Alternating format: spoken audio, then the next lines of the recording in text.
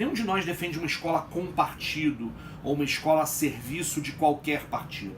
Eles escolheram um nome que não tem nenhuma relação com o projeto que eles defendem para tentar criar esse mito da ideia de que os professores são doutrinadores, de que existe uma doutrinação ideológica acontecendo em toda a aula. E para isso, eles estimulam esse clima de denúncia, um denuncismo, eles estimulam a situação a partir de uma pretensa falsa neutralidade da educação que não existe em lugar nenhum, e o objetivo deles é provocar o medo entre profissionais de educação. É disso que se trata.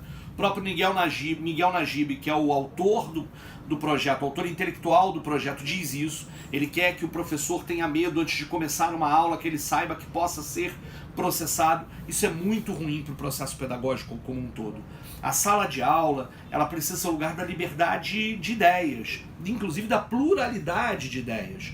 É muito importante que a gente consiga resguardar a ideia de que a sala de aula seja um lugar de debates, em que esteja preservada a possibilidade da diferença de opinião, do debate. Escola é lugar de desvendamento do mundo.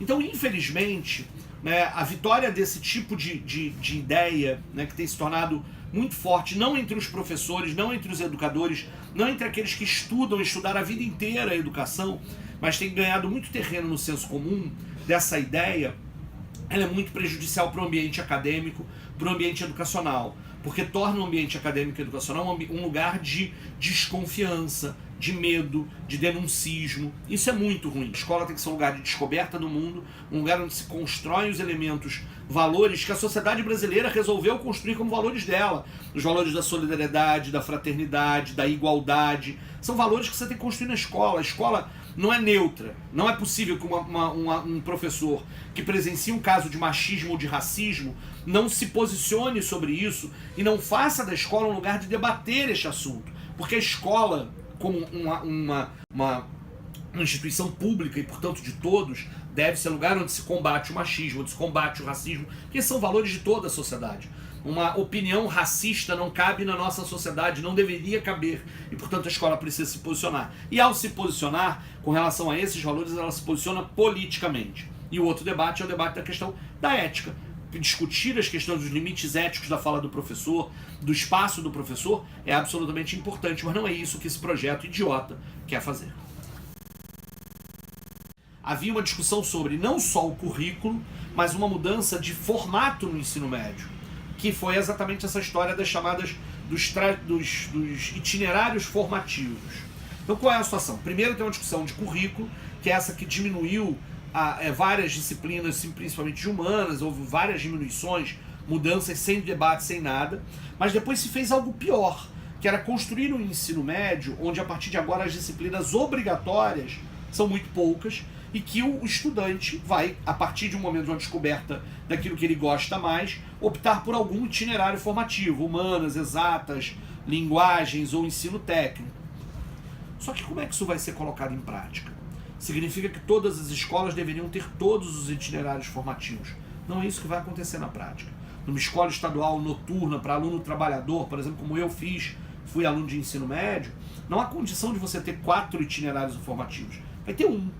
E significa que aquele aluno que não for o itinerário formativo de ciências exatas, por exemplo, que o aluno não gostar desse itinerário formativo e quiser outro, ele vai ter que mudar de escola. O que muitas vezes não tem condição de acontecer. Seja porque na outra escola não tem vaga, seja porque na outra escola significa pegar mais uma condução, tá mais distante da sua casa, tá longe dos seus amigos. Por vários elementos, esse aluno vai se submeter a fazer um itinerário formativo que ele vai gostar menos ainda do que esse ensino que a gente tem hoje. Ele vai abandonar com mais razão, com mais possibilidade de ele abandonar a escola, ele vai aprender menos, o ensino vai fazer menos sentido para ele. Ou seja, a reforma do ensino médio, ela é uma precarização ainda maior, porque os alunos que seguirão nas escolas particulares de elite continuarão a ter o acesso ao conhecimento acumulado pela humanidade. Esses, inclusive, poderão até escolher o seu itinerário formativo, porque na escola particular de elite deles vai ter vários itinerários formativos que eles queiram escolher, ou mais. Os itinerários formativos serão debatidos com os pais de alunos e se estarão num projeto pedagógico dessa escola. A escola pública, sucateada como está, há tanto tempo como está, não vai ter essa opção.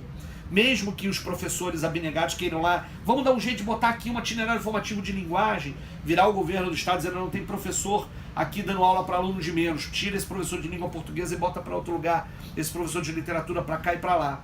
Ou seja, a reforma do ensino médio é uma reforma feita por burocratas que não entendem nada de educação, feita apenas para economizar dinheiro da educação, porque os governos não têm prioridade, voltamos à pergunta anterior, de fato com a educação. E aí, quem vai sair perdendo com essa história é o adolescente, é o jovem, que interessado muitas vezes em fazer do ensino médio algo significativo para a sua vida, não vai ter menos chance ainda que isso aconteça. É claro que do jeito que está hoje, muitas vezes isso não acontece. A escola do ensino médio é uma escola chata, uma escola que precisa ser reformada, sim, precisamos de uma reforma do ensino médio, mas não uma reforma do ensino médio cujo objetivo, por que vamos fazer a reforma do ensino médio?